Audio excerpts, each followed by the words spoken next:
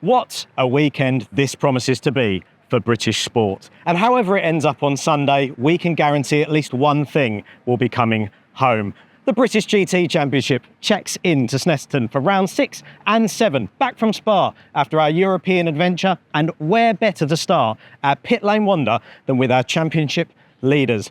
Barwell Motorsport, Alex Martin and Sandy Mitchell, two-time race winners already, 4th at Spa, so they come into this weekend, no compensation time whatsoever. Would you bet against them on race 1? Not sure I would.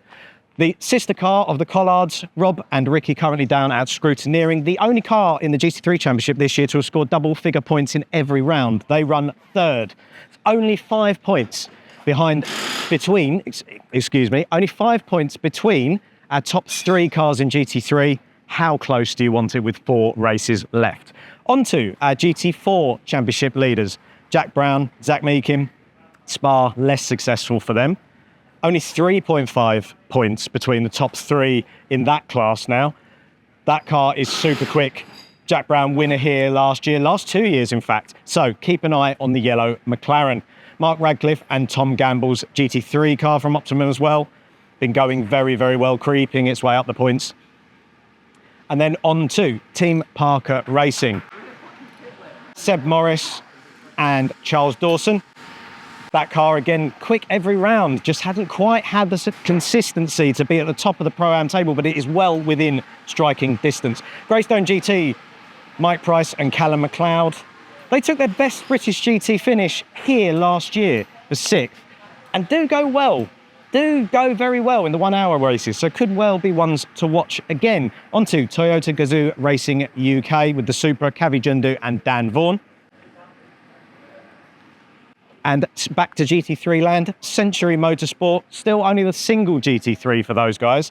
Carl Cavers and Lewis Plato in that one. The sister car of Michael Johnston and Dan Harper still sitting it out. Incidentally, we're a couple of GT3s down this weekend. We've got No Beachdean as well, sitting this one out. We've got, much like the Euro 2024 final, we've got no orange. There's no orange in that either. Apologies to the Dutch fans there. But they will be back again for the next round. Century's GT4 winner at Spa, giving us a little wave in there, Ian Goff and Tom Wrigley. Good to see this car back as well. Ravi Ramyeed and Charlie Robertson. Nasty accident at Spa, all cleared. Ravi's back, raring to go. They'll have their eyes on a good result for this one. On to the Nearys. Smart looking garage this weekend for the Nearys. It is a green car, I promise you. There's a lot more green in there than just the carbon black. Almost indecent to show the cars looking like that. Love it. Paddock Motorsports, Mercedes AMG, Ed McDermott, reigning GT4 champion Matt Cowley. This car needs a bit of luck. It did go well at Spa. Brand new circuit for Ed McDermott. It was never going to be an easy ride, but watch that car again this weekend. The McLaren GT3. Mark Smith and Martin Plowman knocking on the door of the top 6. And the Artura, which is on something of a run. Adam Hatfield and Alex Walker in the number 11 car. 2 silver class podiums in the last 2 races for that one. So definitely watch it. It's climbing its way up there. That could be a potential winner this weekend. Blackthorns, Aston Martins, Josh Rowledge and Matt Topham in the number 10. And the number 87 car, Giacomo Petrobelli, Johnny Adams, so unlucky in Belgium with an engine issue that ruled it out of second. Was in the fight for the win as well. They'll bounce back. No doubt. And speaking of new colours, check these guys out. Come in and have a look at these guys. Academy Motorsport have added a bit more red, white and blue, a bit more yeehaw to these Mustangs these days. Gone is the camo. Really smart red and blue colour schemes for Eric Evans and Marco Signoretti.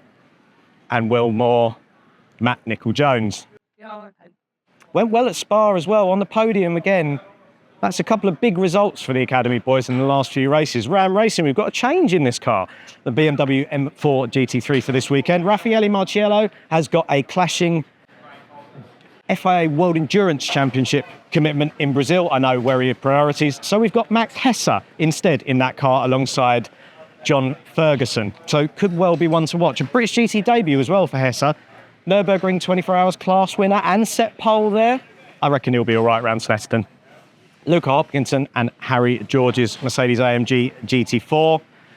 Those guys have been podium finishes twice already this year as well. Well in the hunt. They just need a couple of big results, and that could really close up towards the end of the year. On to 2Cs. Ian Loggy and Phil Keane there. Almost looks like that car's winking at the minute. Quite smart, always in the D2 livery. As Spa winners, maximum compensation time to serve in race 1 for Kevin Say and Maxi Gertz. But that car has been getting quicker and quicker, and Maxi was loving it around Spa, absolutely loving it. I mean, obviously, a bit flatter here, but you never know, you can still do the job. Welcome back to SRO Motorsports, Audi, Tim Docker and Jordan Albert in that one. They didn't make the trip to Belgium, so good to have them back. Race Labs, McLaren GT4, Callum Davies and Sai Sanjay.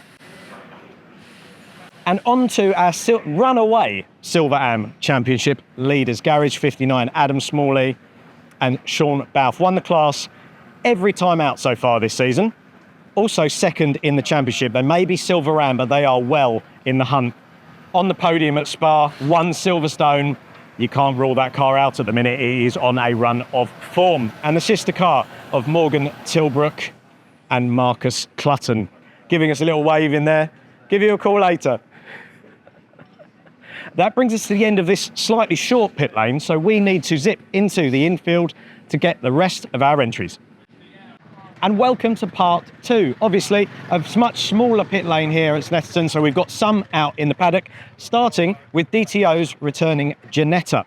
This weekend with Freddie Tomlinson and Aston Miller in that car. Stuart Middleton at Goodwood this weekend, so we'll see how well Aston gets on the G55, which has been going very well since it returned to the championship at Donington Park. On to one of our GT3s, the J&S Motorsport Audi, Hero Cook, Sash Kakad.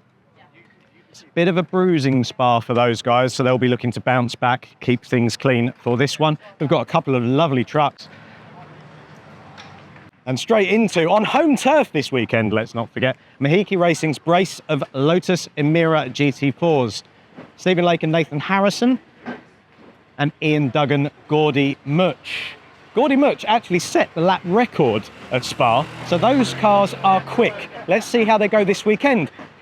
And with that type of paddock space, we've got to take another trip down the bottom to catch up with a few more of the runners. And at the opposite end of the paddock brings us to 2 very quick Aston Martins. Forsetti Motorsports branch of GT4 Evos, currently running 2nd and 3rd in the GT4 Drivers' Championship. Jamie Day and Mikey Porter and Mark Warren, Will Orton. They've scored a heap of points already this year. We're looking to be keeping up the pace in the sprint races. Obviously went very well at the last set of 1-hour races we had at Alton Park. And it's definitely a par 5 paddock, this one. We'll see you around the corner at the Ginetta. And that brings us last, and certainly not least, to CWS Colin White and Tom Holland's Ginetta G56 GT4. Pro-Am runners been getting faster and faster this year. Tom Holland also a double winner in the GT Cup recently, so he'll be looking to carry on that form and was on the podium here last year. So might be one to watch, that car. Ginetta's always seemed to go well here. But that completes our 33 car grid ahead of rounds 6 and 7. And don't forget, we are live on the GT World YouTube channel from qualifying on Saturday and both races on Sunday. You can also catch us on Sky Sports F1 with race 2 being showed slightly delayed. Make sure you tune in to catch all of the action, and we will see you there.